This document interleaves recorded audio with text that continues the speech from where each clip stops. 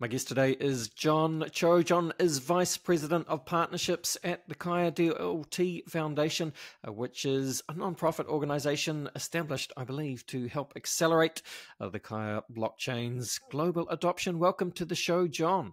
Yeah, Andy, thank you for having me. I'm really glad to be here and really excited to talk more about Kaya with your audience. Awesome. Let's do what we do at the beginning of the show, John. It would be super cool if you could, please, I guess, introduce yourself. Would be cool to hear some of your personal and professional backstory. What have you been doing in the lead up to getting involved with the team at Kaya? Yeah, sure, absolutely.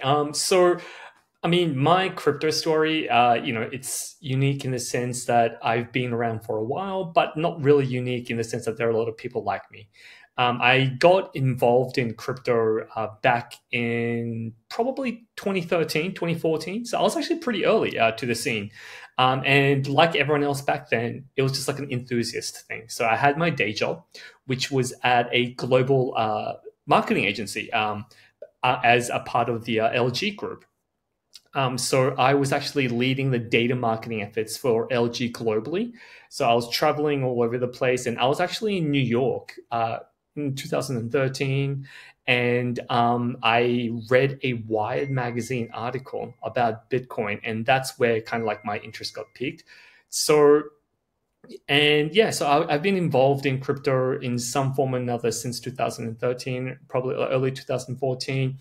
Didn't really start buying Bitcoin until 2014. And then obviously Ethereum came along. Then that's when I really got involved and really decided to kind of deep dive because of the whole premise behind smart contracts, the world computer. It was kind of like a more of an enthusiast hobby. Working my day job at the agency, but I was dabbling in data and stuff. So there were a few intersections that I could potentially see overlapping with crypto. Then we got the first kind of mainstream bull run, if you will, in 2017. And that's when I decided, you know what, maybe I should try to kind of make a career of this. So in 2019, I joined the Clayton blockchain, which was a layer 1 blockchain established by the Kakao Corporation.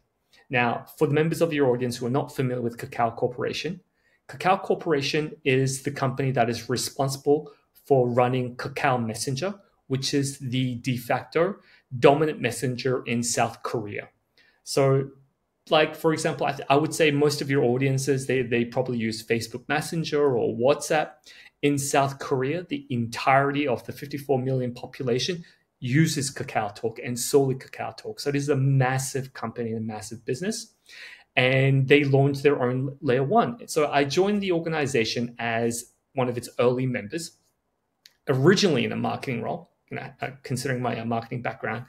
And then, was part of the Clayton team for longest time. And then we actually merged together with another layer 1 back then called Finchia, which was another layer 1 also founded by a global messenger company called Line Messenger. Now, I could get into the merge now, or I can get into it a little bit later, probably a little bit later, because that's a separate topic in itself. But yeah, so I am now part of the Kaya team, and have been with this organization since 2019. And I'm sure you've been around yourself for a while as well. Witnessing the evolution, if you will, for the lack of a better term, of the industry, seeing things mature.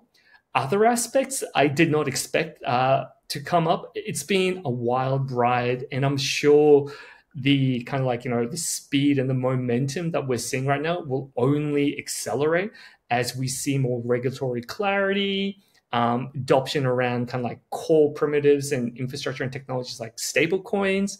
So it's a very exciting time to be in crypto right now. Yes, indeed. Thank you, John. And it certainly is. And so from what I gather then, so Kaya is kind of, it's a little bit, like Southeast Asian focused or Korea specifically, I guess. And one of the things that you guys are doing is you're building a Korean won backed stable coin, right? And obviously, yeah, we'll give us some background as to, I guess, the vision of Kaya at the moment. Yeah. So Kaya is a layer one blockchain. We're an EVM chain, 100% Ethereum equivalent in terms of like functionality and technology. The core tech has been around since 2018. So although we are an EVM chain, we use our own consensus mechanism, which has allowed us a TPS of around like a real world TPS of around like 4,000. Basically, instant finality, below zero block times. So the technology has been ready for mainstream adoption and ready for mobile like experiences since its inception, like back in 2019. Because for us, the vision was always about scalability and also just web to, if you will, for the lack of a better term, web to like mobile experiences, native experiences. So they may be Web3 dApps with on-chain transactions, but we wanted to make that as seamless and fast as possible. So yeah, so the Cortex been around since 2018, and our vision has always been more focused around consumer and mainstream dApps and adoption. So, but it's our Kaya is interesting in the sense that we were birthed. We were a result of a merger between two layer ones. So there have been token mergers in the past, but there's never been an entire merging of two different ecosystems and organizations to the scale of that Kaya saw, actually. So this was like fairly big news early last year, but early last year. Time flies. So what happened was, to give you some context, was so I was part of, again, Kaya, which was basically part of Clayton, which was basically a part of the layer one blockchain that KakaoTalk created. And then you had another very similar blockchain called Fincher or Line, which was the layer one blockchain that the Line Messenger Corporation established back at a similar time, like around 2018. And Line, if you're not aware, is also one of the biggest messenger applications and infrastructures in Asia. So Line is the dominant messenger in Japan, Taiwan, and Thailand, and in parts of Indonesia and Southeast Asia as well. So it was very, it kind of made sense considering that you had these two large layer one blockchains and ecosystems, both founded by messaging applications, merged together, because there's a lot of opportunities for synergy, but very unique in the sense that it's not your typical kind of layer one or blockchain technology founding story. So we have a very unique DNA, and we pride ourselves in that DNA because it does differentiate us in terms of the user bases that we have, in terms of the scalability and potential, and also just mainstream and wide adoption of our technologies. So that's kind of a very quick recap of how Kaya was formed. Now, Kaya today is one of the, if not the largest layer one blockchains in the Asian region. So our focus is on Asia. And that's, again, largely because of our history with KakaoTalk and Line Messenger. And recently, earlier this year, we launched our mini dApp infrastructure, which is kind of like our take on what Telegram did with Ton. So Web3 dApp builders can launch their dApps within the Line Messenger infrastructure, giving them access to a user pool of 250 million users. And so that was very wildly successful. And because of that, we've been able to see exponential growth in the Asian region, especially in our strategic regions like Japan, Thailand, and Taiwan, Korea. And so, yeah, well, tell us about what are these, the mini dApps, or you call them super apps as well, right? So it's kind of just, whatever Web3 dApp that someone wants to build, they can build it on Kaya, especially if it's designed, I guess, for the Asian market, Korea or Japan, right? Yeah. So super apps tend to refer to the messenger infrastructures themselves. So Line is considered a super app because it's not technically just a messaging app. You have ride hailing like functionality. You can pay for stuff using their inbuilt wallet, e-commerce, aspects of like social media like YouTube and stuff. So it's basically an all-encompassing app that 120 million Japanese users use every day for hours on end. It's your go-to app for everything for your life, right? So that's the kind of concept behind Super App. And as part of Line's Super App infrastructure, now they have Web3 in the form of the mini dApp infrastructure. So what this allows is it could be just your typical kind of like Web3 mini dApp, be it a game or a DeFi protocol. But we have a proprietary SDK that developers can use to customize their dApp experiences specifically for the Line UX UI environment. So to kind of keep things simple, what that allows builders to do is to onboard their dApps into the Line environment, and the UX UI is very seamless. And we refer to these dApps as mini dApps. And right now we have around 83 games that have launched on our mini dApp infrastructure, and we've been able to accumulate more than 100 million users over the past 6 months. Yeah, it's a lot, yeah.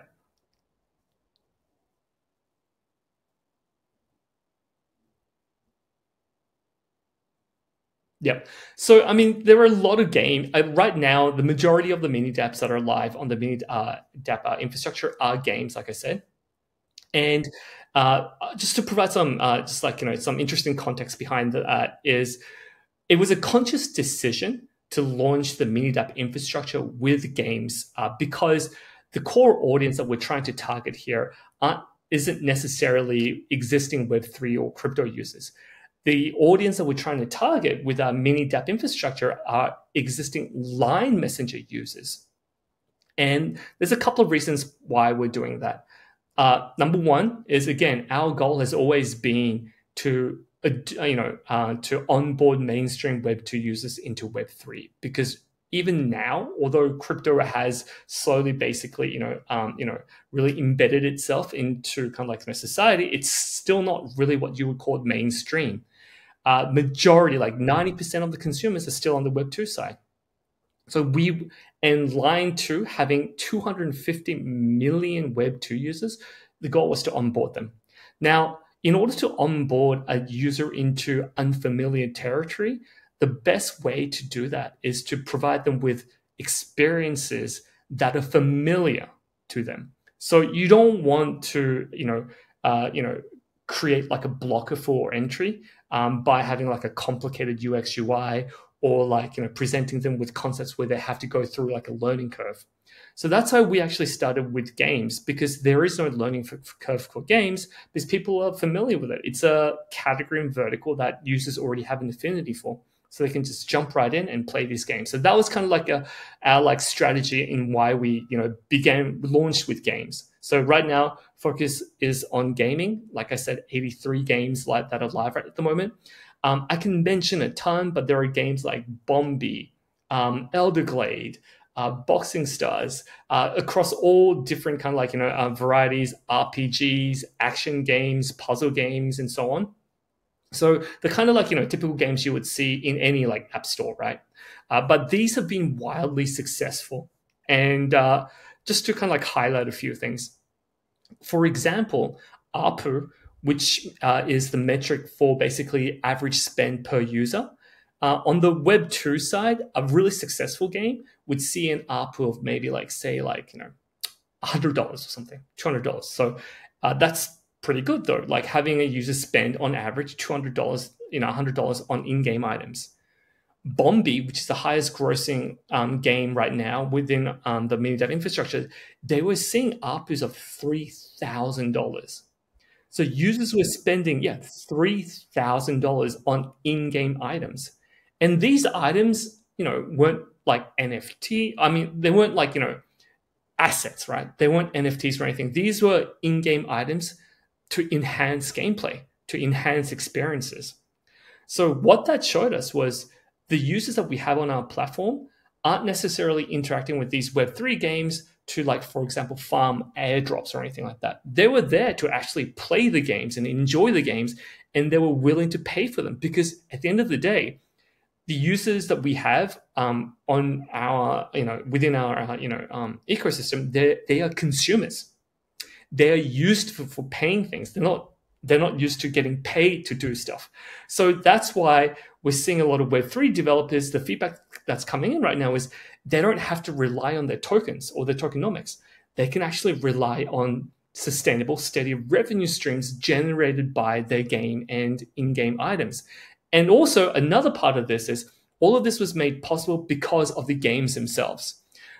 We actually have a whitelist process where we review every single submission that want to be onboarded onto the Minidap infrastructure. It's a very hands-on and resource-intensive process, but the reason why we do that was we wanted to quality control the games that are being onboarded. And the result of that has been that all 83 games that are available right now are of high caliber, high fidelity, and have really levels of gameplay, as opposed to just like tapping stuff to earn things, right? So these are like from everything from casual to mid-core, games with like leveling and progression. So yes, they are Web3 in the sense that they have like smart contracts, on-chain transactions, tokens, Web3 functionality, and so on and so forth. But at the end of the day, these are actually just fun games to play. So that's why the Minidap infrastructure has been so successful. The approach that we've been taking, it's resource intensive. It may not gain as much virality, I guess, as like some other very simple stuff, but it's sustainable, and it allows builders to generate real sustainable revenues, as opposed to just relying on their tokens. Makes sense. All right, well let's talk stablecoins, John, because that's kind of the other piece of what you guys are working on. I guess it's about payments in Asia, but I know you've also partnered with Tether and also looking at developing Korean won based stablecoins, right? Yep. So right now, I think if you look at an industry, there are always two tracks of narratives. There is the one coming from the speculative kind of degen trenches, like traders, right? And then there's a narrative that's coming from the more kind of industry oriented folks. On the degen trenching kind of trading speculative side, definitely the narratives are still very much revolved around memes, especially with Pump having their ICO recently. But on the industry side, as you're very well aware, the narrative is very much on stablecoins, largely due to the Genius Act being passed in the US, the US attitude towards stablecoin related policies that has kind of caught on. So especially in Asia right now, a lot of the regulators are rushing to catch up with the US. In Europe, it's a bit of a different situation there, obviously.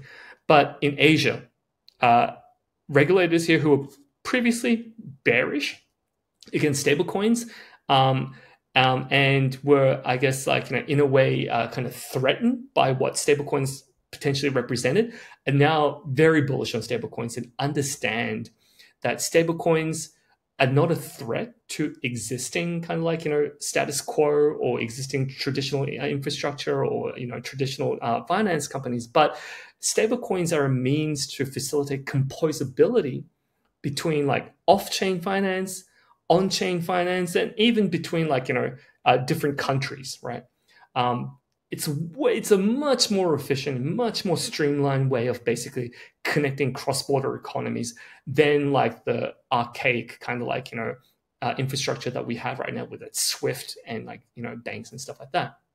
So because of this, naturally, the conversations around stablecoins and the opportunities around stablecoins start revolving around ecosystems and layer ones that have an inbuilt audience And Kaya being one of the largest layer ones, especially in this region, again, naturally, a lot of the interest and focus around stablecoins have been with us and the Kaya Foundation.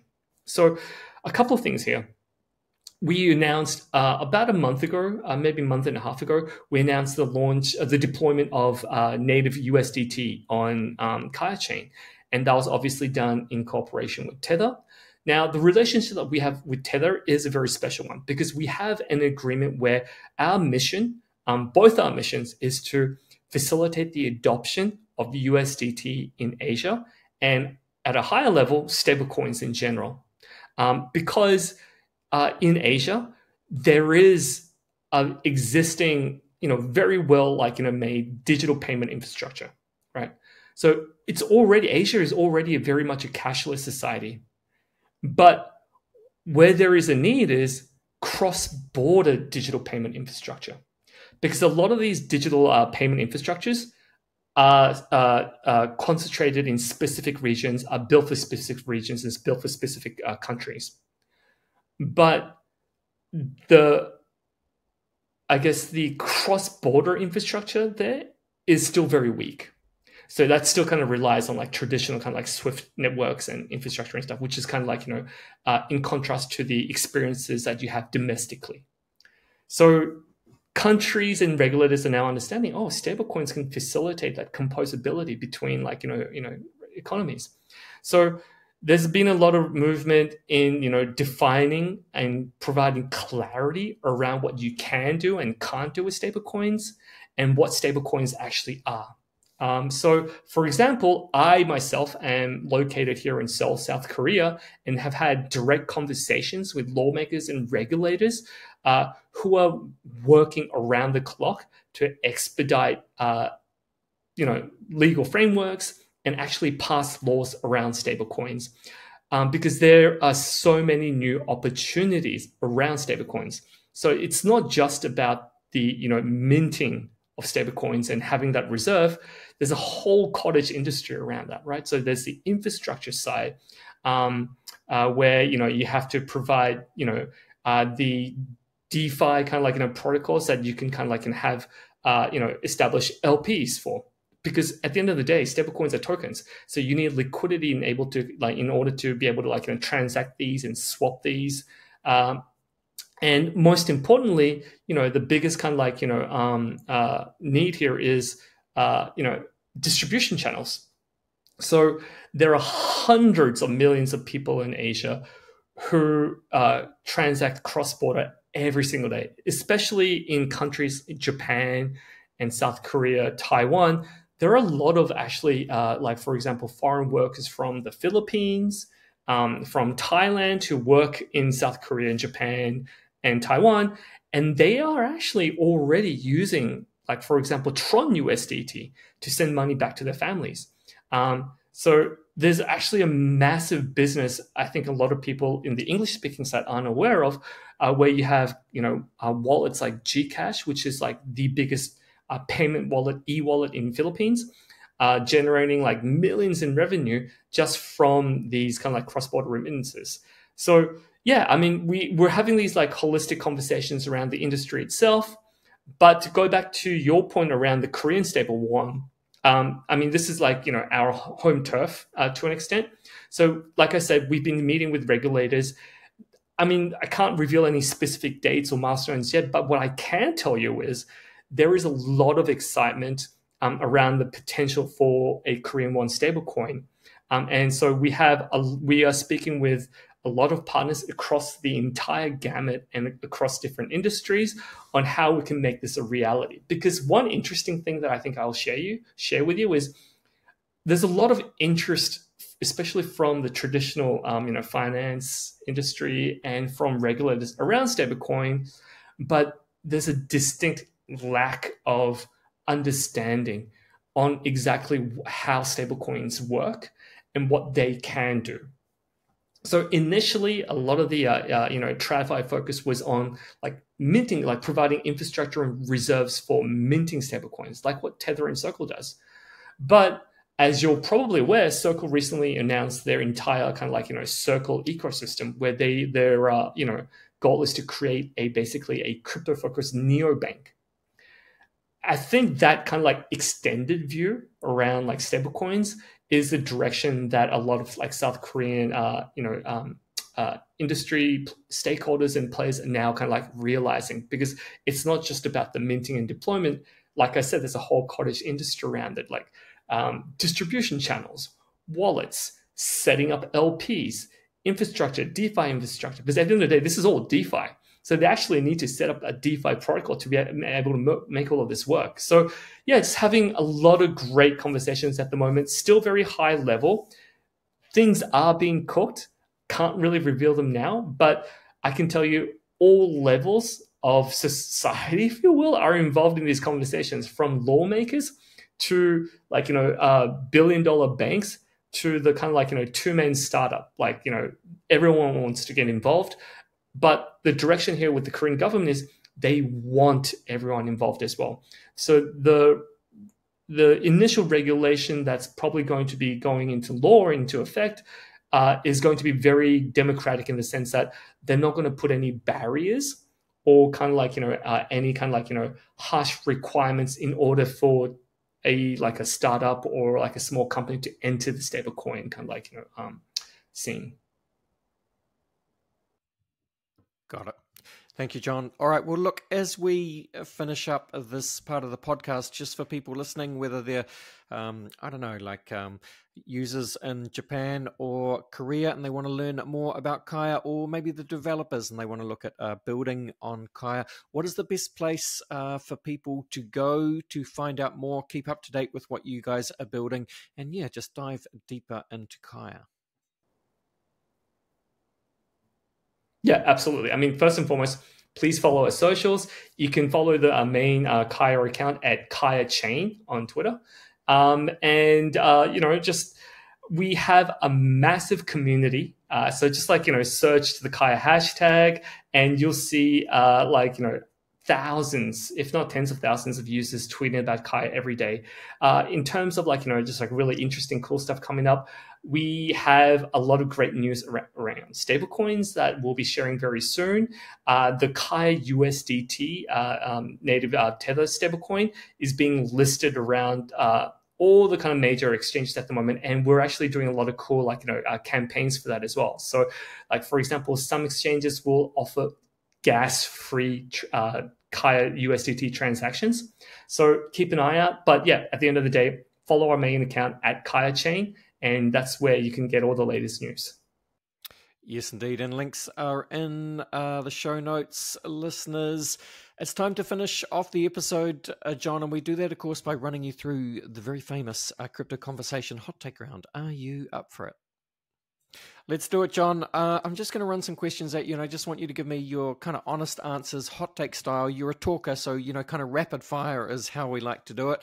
But yeah, question one for you, John, is very simply, where would you say that you sit on the Bitcoin maximalist to multi-chain opportunist spectrum? Yeah, no, I thought you might say that. All right. What would you say then, John, is your firmest conviction crypto opinion? Definitely multi-chain opportunist. Yes, yeah. Oh man. So I wanted to do like a rapid hot take on this, but it's a deep question. But I do feel like as if we're on the cusp of like a massive kind of like catalyst in terms of mainstream adoption. And I think a lot of this is flying under the radar because a lot of the conversations are high-level conversations, like between lawmakers and regulators. But once that part is done, before you know it, you, like your grandmother, your dad, your sister will be using crypto every day. We're definitely not mainstream yet, but we're definitely on the cusp of it. And there's going to be a massive catalyst. And that's going to be in the form of stablecoins. And so come this time next year, crypto, the word itself may not even be a thing. It's so embedded in society. Yeah, I like it. Very well said, John. All right. Well, look, Bill Gates famously said that we tend to overestimate what we can accomplish in 2 years and underestimate what we can accomplish in 10 years. So look, anything that you like here, but maybe, Kaya is a good place to start. What does it look like in 10 years' time? I think in 10 years' time, Kaya will be basically a brand like Microsoft. I really honestly believe that. It will just be everywhere. It won't just be like a layer one. Because the vision that we have for Kaya, the ecosystem, it's not just about the layer one that we have at the moment, but it's a larger vision. We want to be able to introduce blockchain technologies to every facet of your kind of daily life. And the thing is, we have the distribution channels and the touch points for that in the form of Line Messenger and Kakao Messenger. Because like I said, these are apps that hundreds of millions of people use every day, hours on end. So before you know it, you may be using a Kaya service. And the thing is, you may not even know you're using a Kaya service, because we like to keep the blockchain invisible, and we're fine with that. Yep. Very well said again. All right. Another way of thinking about this, John, is a quote by William Gibson, who famously said that the future is already here. It's just not evenly distributed. With that in mind, can you think of an example of the future being here right now, but most people aren't aware of it? Oh, man. That is a tough one. I think definitely it would have to be something AI related. I think a lot of people are already, using, especially GPT in, their daily tasks and lives yet. But I don't think people are fully getting the grasp of like how much, especially like LLMs, like, LLM based like an AI front ends like GPT can change your life. So I think AI is that. Much is, I could not agree more. And it brings us nicely to the final question, John, which is, what is your favorite science fiction book, film, or TV show? Oh man, I'm such a massive science fiction fan, but book, The Three Body Problem. I really enjoyed that series. I really enjoyed it. That's a popular choice, popular answer to that question here on this show, but can't fault that at all. John, this has been a lot of fun. Thank you so much for coming on the show and telling us all about Kaya. I guess just to close it out, again, please do share your social media handles, and again, just direct people to the Kaya website. Yeah. So Andy, thank you for having me. Obviously, it's been a pleasure. It was great to be able to kind of talk about like what we're trying to achieve at both at a high level and at a level that users can find interesting. So you can find me on Twitter. My handle is IAM_John Cho. And also, like I said, please follow our main account at Kaya Chain. And there's a lot of exciting stuff happening within our ecosystem. And I do want to highlight that although we are Asia focused right now, we are like continuing to expand exponentially. So we probably are one of the biggest, we are one of the biggest EVM chains out there. But come this time next year, I do believe we could probably become the biggest EVM chain out there. Awesome. All the best. Good luck with that. All the best. And bye for now. Thank you, John.